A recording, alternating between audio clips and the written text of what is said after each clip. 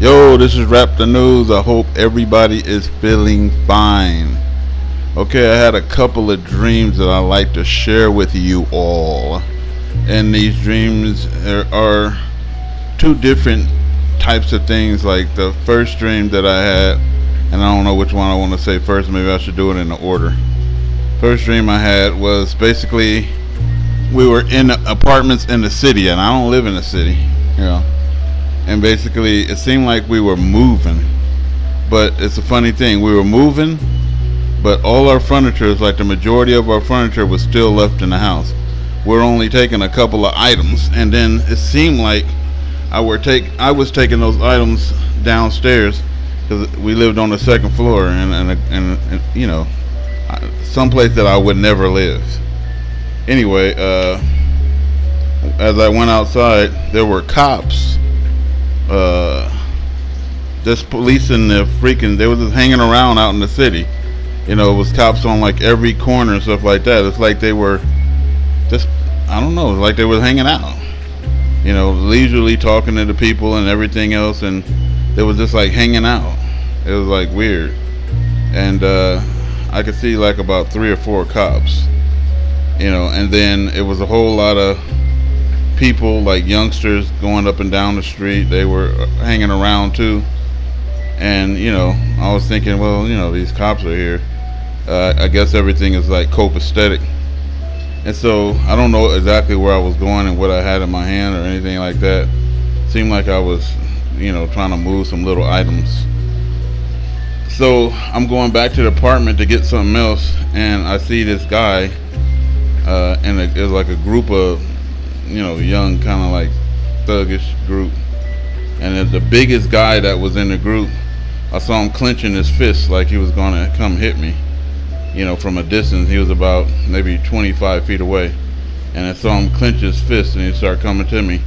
You know, and he was saying something that I said or I did that he didn't like. And so I had my 380 in my right pocket, and I didn't want him to see me going for the gun. But so I threw my left hand out, and I'm shaking like, no man, no partner, you know, it ain't even like that. I was trying to draw attention away from what my right hand was doing. So I got the gun out with my right hand, and I pointed it at his ass. Then he paused, you know, and the police was still around, but you know, and then he was kind of like edging a little bit towards me, you know, like fearlessly. And I was like, you know, don't even do it, nigga. I will blow your ass away. And so I cocked the gun back, and he decided he wanted to walk towards me some more. So I started squeezing the trigger. The gun wasn't going off, so the gun didn't work. So I'm squeezing the trigger, squeezing. He getting closer and closer and closer and closer. So when he got like maybe 2 feet away from me, the gun went off and shot him right in his chest. Boom! I mean, and he fell right to the ground quickly. The 380 backed his ass up. You know, like that song, Back That Ass Up? Well, that 380 backed his ass up, and he sat down on the ground and laid to rest, you know. So he got blessed, you know, because I like to anoint them bullets, you know. You know, I like the bullets called hollow point. I use olive oil on them to anoint, you know. Anoint them damn bullets, man, so they do what they do. Anyway, yeah, he laid to rest. So I'm like, oh shit, I'm gonna get got by these cops. They finna rush towards me with all their guns drawn out. I said, let me lay this gun down on the ground. So when I was going to put the gun down on the ground, it started shooting more, like pow, pow, pow, pow, pow, pow, pow, pow. And so I didn't want to shoot anybody, so I was aiming it at the ground. You know, I should have let some more lead go in that dude to try to get me. But yeah, I'm shooting at the ground and stuff like that. The gun ran out of bullets.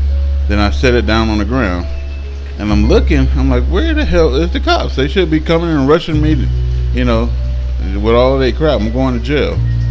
And they wasn't around to get me. I looked and I seen them on the corner, you know, and there was a bunch of cops, and they was heading towards some young guys, and the young guys wasn't backing down. And then the young guys pulled out guns, and they start shooting at the cops, and the cops were shooting back at them. they were getting shot, the cops were getting shot, and it was a full out gun battle between the cops and these young guys. I mean, and then it's like everybody was going haywire.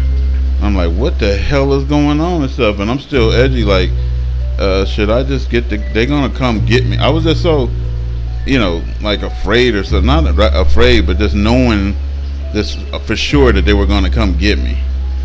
So I picked up the gun and I said, I'll just go inside the house and just chill. Stepped over this dude's dead body, go upstairs and stuff, and I'm laying down in the bed on my stomach. And I actually woke up in that position too, that I was laying in my dream. And so basically I'm laying there on my stomach, and my wife was there crying beside me saying, it's gonna be alright, baby, it's gonna be alright, it's gonna be alright, baby, they'll be here in a minute. Who will be here in a minute? And I'm thinking the cops. He's like, yeah, the paramedics will be here in a minute, it'll be alright. Then I realized somebody had shot me in the side. I didn't even know I got shot. And I'm like, I got shot. And I was like, yeah, I guess it ain't. It was like I was shot in the stomach on the side. And I said, I guess it ain't no bad wound or nothing like that. I don't think I'm gonna die from this. I should make it until the paramedics get here or something like that. Start feeling a little faint and stuff like that. I start worrying a little bit about it. And then she kept saying it's gonna be all right. And then I heard the cops break into the building, and I guess they were looking for me, and they was like stomping, but I also it's like you could see them, but you're not out there, and then I could see like one or two paramedics, coming with them and stuff like that, and I was just trying to hold out until they got there, and then I woke up from that dream. And then just the other day, yesterday, I was had another dream, it's totally different from that one. People would call that dream some kind of tribulation dream. And I just like to say, black people have been in tribulation ever since we got here. We've been in tribulation, tortured by the beast and the locusts and everything else. We've been in that tribulation. What they gonna have to go through is what we went through, but double. But yeah, the second dream was I'm looking at the monitors, the camera monitors in the house, and basically I see NIBIRU pop up on the middle screen facing the south. So it popped up in the south sky, and it was about maybe twice the size of the moon. I could say about twice the size of the moon. It was about that size, and it was fading out a little bit. And I was telling my kids get the camera so I could get out there and film that.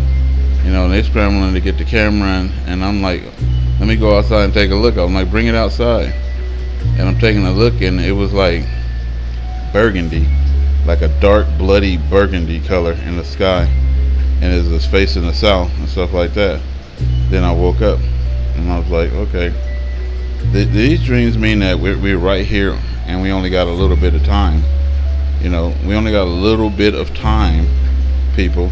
And I've been having I don't know if you guys got a creepy feeling, but I got a hell of a creepy feeling. Like things are going to change so drastically in just a moment, and it's not going to be good for anybody, so I don't know, man. I would usually say store up, do this, do that, protect yourself, stay ready, but now I would only say is have yourself ready to meet your Lord, and be prepared to stand in front of him and be judged for everything that you did, all your actions, all your words, everything that you feel in your heart. Get ready to be judged, and it ain't gonna be pretty. So this is Rap the News.